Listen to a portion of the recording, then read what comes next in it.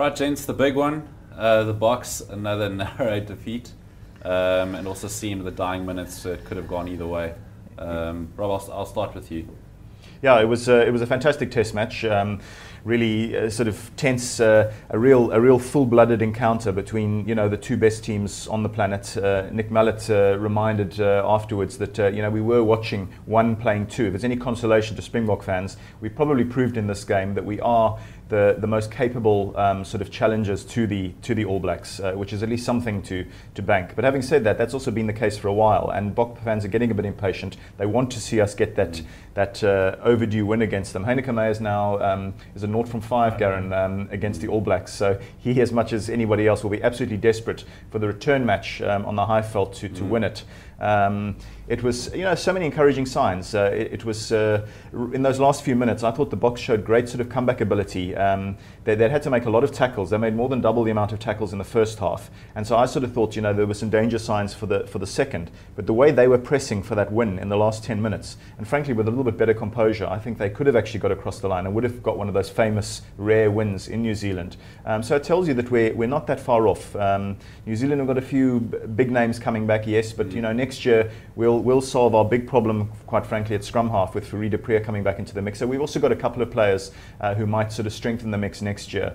The next couple of weeks, though, are rather important for the Springboks because they can't take their eye off the ball. They've now got to sort of translate the improvement shown against the All Blacks into making sure that they have a good finish to the competition against the Wallabies and the All Blacks respectively. Garen, I'll give you an opportunity to kind of clear your name. I mean, you had some reservations about Handre Pollard last week, but he had a fantastic game. I did, eating a little bit of humble pie this morning. I had a lot of messages after the match to say I saw you on TV and you were talking rubbish. So, I was a little bit shocked that he was the only change that Handre Pollard made, but hats off to Pollard. He really stepped up. I was a little bit worried, such a cauldron of rugby that he was going to be found wanting. But, he played incredibly well. He took the ball to the line, made his tackles, missed a crucial penalty, which I can't help thinking that Mornestein might have landed. And then, at the end, we wouldn't have had to try to score that try. We actually could have kicked the penalty, which we did get, and we might have won. But, that's all he has to say now.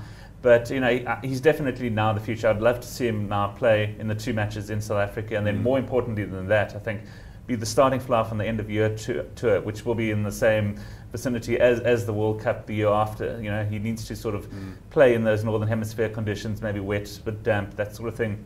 Keep the Springbok pack going forward and stuff. So he cemented his spot in the team. A tick for him. Mornestein. I don't know what this does for his career.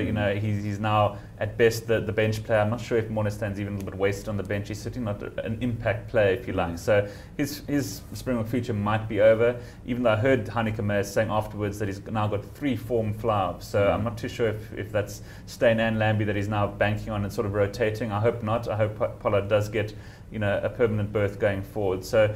Yeah, I was very impressed by his performance. Springboks, on the whole, played really, really well. They did have to make a lot of tackles, as Rob said, which was a little bit worrying in the beginning. I actually didn't think the All Blacks were that good in the match. I expected more from them. They certainly attacked well, but then got the ground to a halt. They sort of their set pieces, the line out, the scrum really found wanting, especially in that last quarter of the field. They had so many attacking lineouts in our 22, and our defence held firm, luckily, because it could have got a little bit out of hand in that opening half. Certainly we were better in the second half.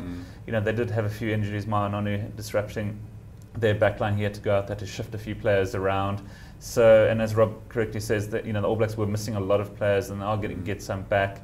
I can't wait for the return match at Ellis Park in a couple of weeks' time. I have a horrible feeling it's going to be a bit of a dead rubber, that the Rugby Championship will be decided. But I mean, try telling the Springboks and the All Blacks that they're playing for a dead rubber. It's got implications for the IRB rankings and all sorts of things. So, it's exciting times for South African rugby, even though we're sort of celebrating a defeat. It's never nice to lose, but it was a match we certainly could have won with a little bit more composure in those dying moments.